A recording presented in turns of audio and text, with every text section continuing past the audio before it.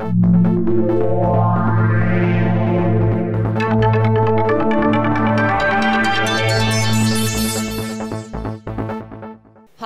I'm Diana. I'm the co-founder of IStyleMyself, an instant wardrobe stylist. I'm sure that all of you had that time when you spent far too much time deciding what to wear, and you wish you could find that perfect outfit in just under 2 minutes and look just as good and just be going because you're already late. Now, IStyleMyself, it does exactly that, only more. So let's rewind back and look at the film industry. We started with tapes, then we had mail by order, and then we could stream our favorite movies online. And it took Netflix to create this discovery mode to change the whole game. And it was only thanks to the clever recommendations algorithm that was possible, that we started discovering movies we didn't look for. Now, let's look at the fashion industry. We have stores. We could order clothes from catalogs, and then we could order clothes from online. And really, that's still where the industry is. But IStyleMyself has created a proprietary recommendation algorithm that could catapult the fashion industry straight into the discovery stage. Let me show you what I mean. When the users download the app, they're presented with looks purely created by the algorithm, no manual involvement whatsoever. Users can swipe right or left to indicate whether they like a look or not. They can swipe out any individual pieces within the look as well. And we've got around 30 stats points attached to each single item within the look. So we learn your preferences within 6 swipes.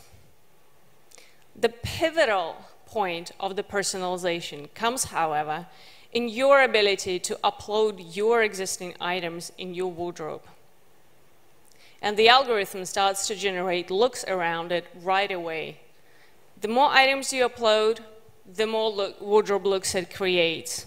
And if you haven't uploaded any category, or if it's not a good match, the algorithm will replace it with an affiliate item, thus making new product discovery that will transform your wardrobe and style a much more organic experience that delivers those wow moments. It can create outfits for any occasion or price budget, whatever you wish for.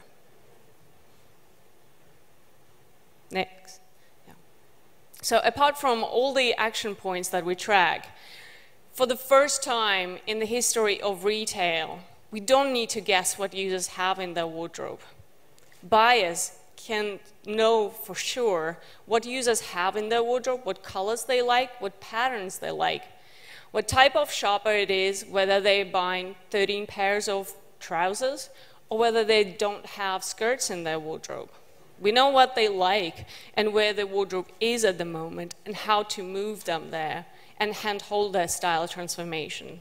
We know where they are and how to get those items they have in their wish list to them. That's not the best bit, though. The algorithm is so flexible, it can be used on your mobile phone, in a shopping mall, and even applied to adjacent industries like menswear, children's wear, and interior designs right off the bat. Now, here's where we are now. We launched just a few months ago and accrued 27,000 users organically, no marketing budget. We see that active users use the app 6 times a week, and they've pressed 1.3 million times to add images to their wardrobes. They swipe 26 times per session and find their perfect outfit in 1 minute and 20 seconds, as opposed to 30 previously. And we see that exposing affiliate items in the context of users' wardrobes leads to 3.19 conversion rate, which is 300% higher than the industry average for mobiles and, frankly speaking, for most web apps. A month after releasing the app, we got featured on the UK App Store because they recognized it was the only app in the world that created outfits for your wardrobe. And we landed 2 acquisition offers from the leader in the retail and big data industry, both of which we've declined. This is why users love the app. It saves them time, it helps them rediscover their wardrobe and those little gems they forgot they had. And it is a fun new way to shop. But it's not just average users who love the app. Industry experts from Vogue, Stylist, and Red Magazine featured it in the app, in their media. We've bootstrapped till now, and the focus has been on the proof of concept. We haven't done anything for user acquisition or monetization. It just happened organically. Now we're ready to accept our first external investment and show the app and do the necessary changes to make the whole world fall in love with the app. And we want to increase the user count to north of 100K and ensure that we've got 10K accrued revenue on a monthly basis from ad spend. So all of that doesn't matter. And the way we created the algorithm is because we've got a unique skill set of technology and styling experts and kick-ass entrepreneurs who don't take no for an answer. I created the algorithm on the back of my problem. Working in wealth management, I wanted to look good. I saw the effect of looking good. And I saw a lot of you checking me out head to toe. But I hate shopping and I hate spending time on styling. So I created the algorithm. Hannah is a world-renowned stylist who's got exclusive contracts with Vogue, Disney, shoots with Annie Leibovitz. She adds huge amount of credibility. Our techie guys, Pascal and Stefano, have huge experience managing tens of millions of users and have deep expertise in artificial intelligence and have created keywords bidding platforms in the past. Nick is the next designer to watch, who'll ensure that our app looks drop-dead sexy. And Alice is a ball of energy who has grown the user base of Matillo from 0 to 3 million purely through partnerships. The most exciting part in the next 12 months is our user growth strategy. The first one is enabling users to peek into each other's wardrobes. So instead of you guys asking where my dress or shoes were from, you could simply download the app and check it out. And if you're a premium user, you can even see the brands and the prices. We can also do a lot of partnerships, and in fact, we are working on 3 of them, where we can partner with brands to create marketing campaign where yet they utilize the clever technology that we've got. And then flash sales on the items that users have in their wardrobe, in their wish lists. Okay, thank you. It's time for questions. Please.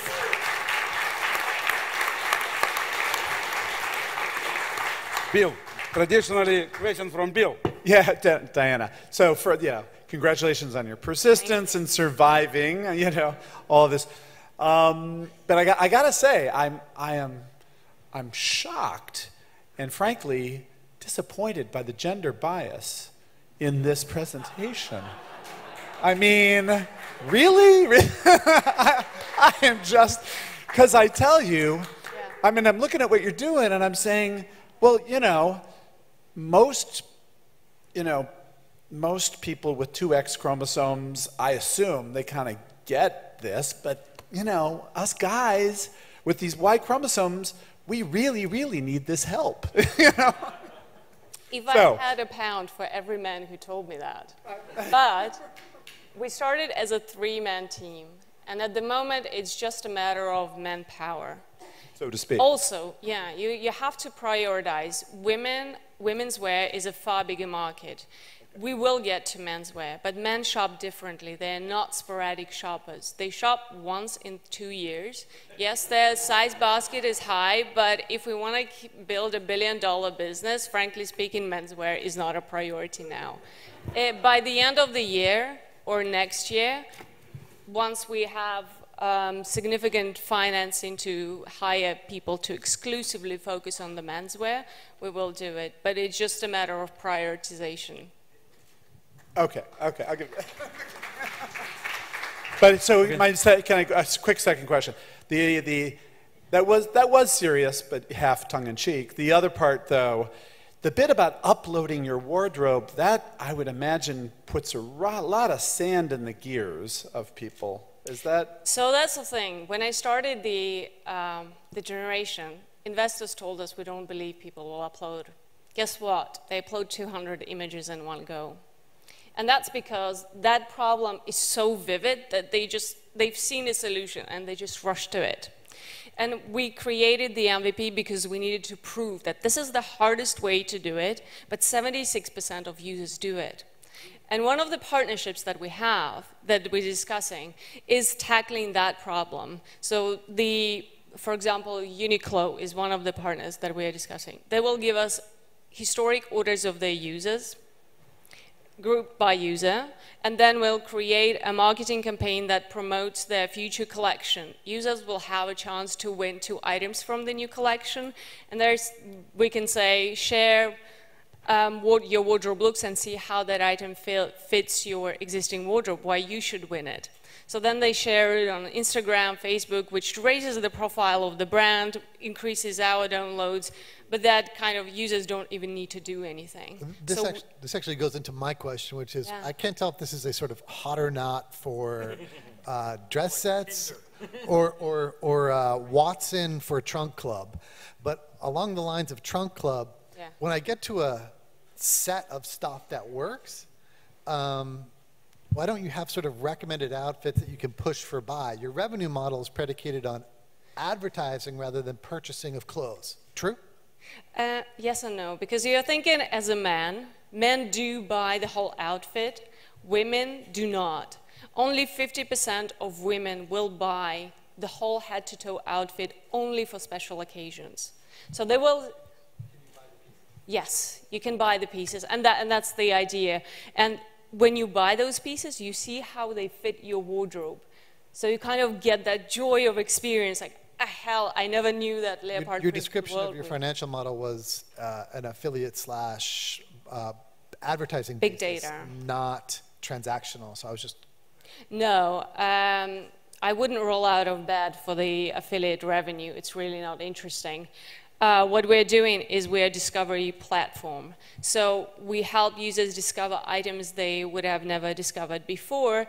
And because of the data and ability to target users, say if LK Bennett wanted to promote a polka dot skirt, we can promote it to users who like polka dots, have polka dots in their wardrobes, and have skirts. You can't do that on Google or on Facebook. It's just a waste of advertising money. So all of that data that allows you personalization and targeting by postcode, and then with the flash sales, if I have a pair of Gucci, I don't know, shoes, and I can't afford them, Gucci can either send me a discount code, or we can offer similar items, and then you put brands to compete with each other. So there's a lot of exciting things you can do on the back of it. It's purely kind of data and stuff. I'm really not interested in affiliate revenue. So 2 questions. One, is there a target market? So 18 to 23-year-olds, a income bracket, people make without a job, with a job, parents are spending, and then I guess on top of that, the algorithm itself kind of interests me.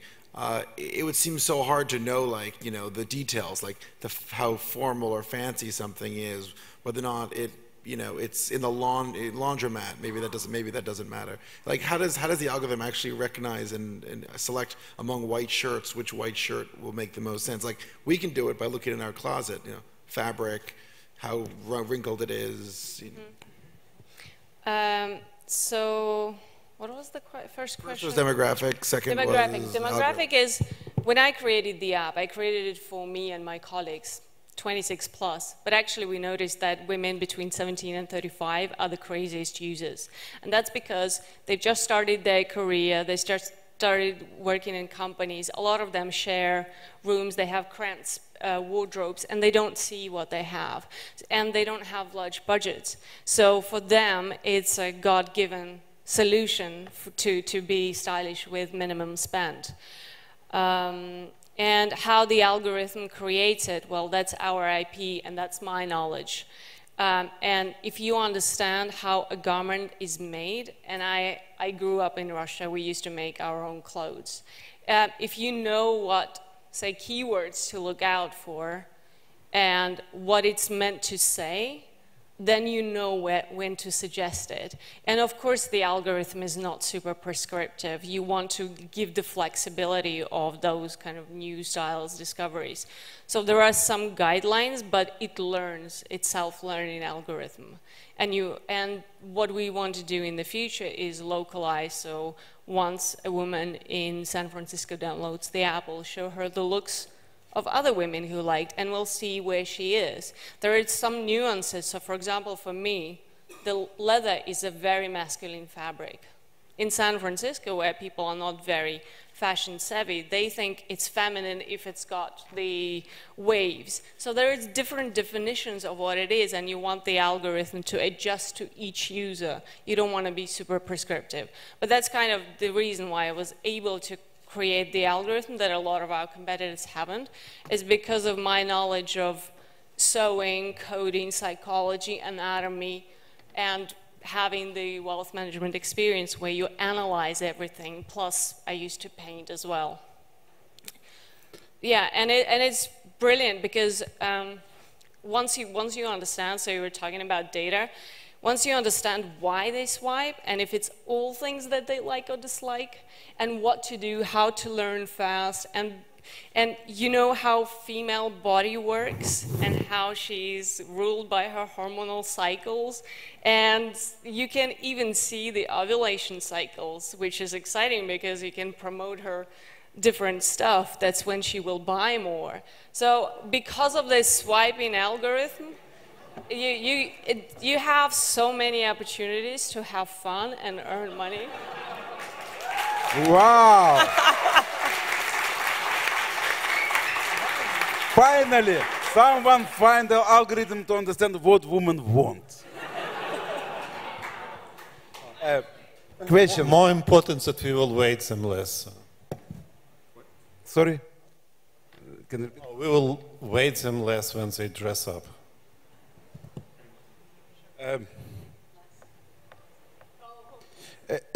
You have question? Okay, no question. Thank you. Let's encourage me especially for their bravery.